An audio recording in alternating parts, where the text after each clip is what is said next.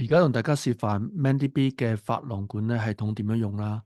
咁你嚟我哋網站嘅髮廊管理個網頁度，你可以見到可以下載一個單機版嘅髮廊系統啦，或者係網絡版。咁兩個功能其實差唔多，只不過網絡版就可以同一個地方有好多部機可以一齊連線，可以開單啦，可以入貨啦，可以睇報表啦咁樣。咁就用咩呢個版嘅。咁最簡單就下載個單機版啦。咁單機版你可以撳呢個下載試用，可以下載。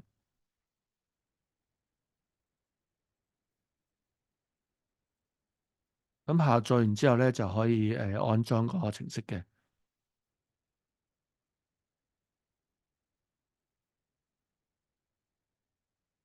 咁啊安裝啦。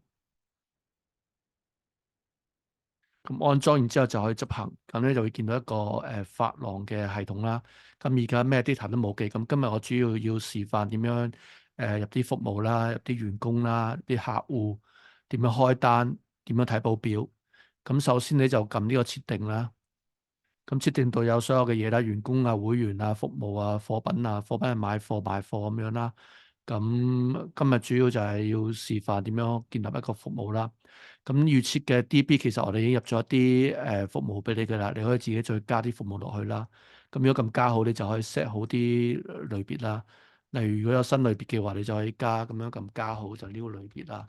咁你就可以分開唔同嘅類別啦，唔同嘅種類，唔同嘅類別。咁你啲知道呢個自己分嘅，即係有啲係出文啊，有啲有啲係用時間分嘅，有啲叫繁忙時間啊、非繁忙時間啊，咁你就可以喺度咁樣分啦。跟住就入個名稱啦、費用。咁費用我哋可以分呢個會員價同生日價嘅，即係如果係普通客咧就一個價錢啦，會員價就係100蚊啦，如果係生日價就90蚊啦。咁師傅佣金咧，你就可以俾佣金俾佢嘅。咁另外就冇佣金啦。咁如果係10%可以入一個0.1%啦。咁固定成本就係先扣咗個成本，即係可能呢個剪完頭髮你係先扣咗10蚊俾鋪頭，跟住之後嗰啲咧就會係俾嗰啲師傅啦。咁員工嗰度咧，你就可以 set 邊個員工去做助理咁樣，咁佢就可以分一啲佣金去啦。咁新客有佣金嘅，咁舊客又可能少啲佣金樣，咁樣俾啲助理咁樣佣金。咁儲存就叫做建立一個服務。咁貨品就呢個有個 demo 啦，咁你就可以見到啲貨品去買賣啦。咁入貨就進貨件數100件，咁你就可以入啲件數。咁內貨價可能係50蚊，咁你銷售佣金每個俾10蚊。咁呢度你就可以入啲生日價可能48蚊，咁售價可能100蚊咁樣啦。咁呢個成本你就自己扣，咁可以有好多唔同嘅銷售員嘅。咁第一個銷售員就用呢個佣金啦，第二個銷售員就用呢個另外一個佣金啦，咁樣三四個銷售員，咁你就可以0.1，咁你就可以見到有一個10%入邊咗個員工1，咁你建立咗個貨品。咁點樣開單咧？開單咧就係先建立咗個會員啦，咁你可以喺度建立會員嘅加。咁會員編號有啲人用1000開始嘅，有啲人用呢個電話開始，咁你就可以撳電話啦，咁就打個名啦。咁其他類別你可以加改嘅，咁有啲佣金折扣啊，會員費啊，你可以有收嘅咁樣咯。咁啊儲存，咁呢個就見到會員。咁會員嚟到點樣開單咧？會員嚟到開單咧，咁呢度可以 set 啲座位嘅，咁座位你就可以自己 set 嘅，喺設定入邊就可以 set 啲座位嘅呢度。即係呢度可以講 A 啊咁樣，呢度可以有吉位啊，咁你唔要就有吉位啦。咁儲存，咁你出嚟呢個就會有個 forward plan 啦。咁 forward plan 就可能 A 嗰度開咗張單，咁啊揀師傅啦。咁呢度你冇員工嘅，你加啲員工落去啦。咁點樣加員工咧？就喺設定度員工管理咁啊加啦。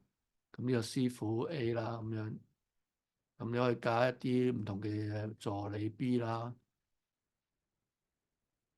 咁其他你就可以自己 set 啲權限俾佢嘅。咁你呢個第一個通常都係所有權限俾晒佢可以用噶啦。咁其他唔俾嘅話，你就唔好俾權限佢用啦，淨係可以做服務啦。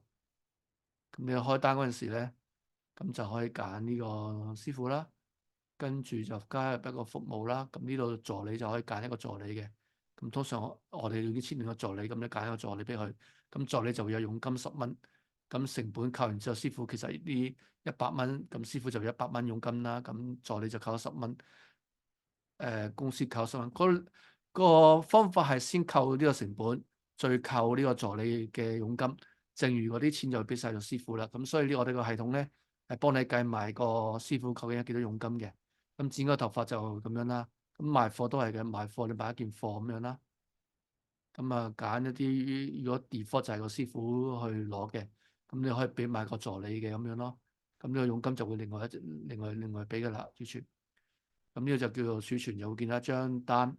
咁當佢埋單嗰陣時咧，可能你就要揀佢係會員啦。咁呢個就可以，如果生日嘅或者生日價，咁你就可以埋單，呢個撳埋單，咁就可以完成張單啦。咁就會印張單出嚟。咁你見到入邊呢啲帳單，你見到一張帳單喺度啦。咁其他嗰啲報表啊，就可以有營業報表啦，有呢個員工服務報表啦，去睇師傅嘅佣金啦。佢如果做咗100蚊，佢而家得80蚊佣金嘅啫，咁樣咯。咁呢啲報表你再慢慢去睇啦。咁我唔詳細解釋啦。主要今日想要同大家介紹點樣建立服務啦，建立會員啦，咁建立啲員工，跟住就開單。咁其他功能如果你有咩唔明嘅話，你可以撳説明去睇啦，或者係聯絡我們。翻個網站聯絡我們，咁我哋可以詳細去同你做示範做 demo。今日示範咁多啦，拜拜。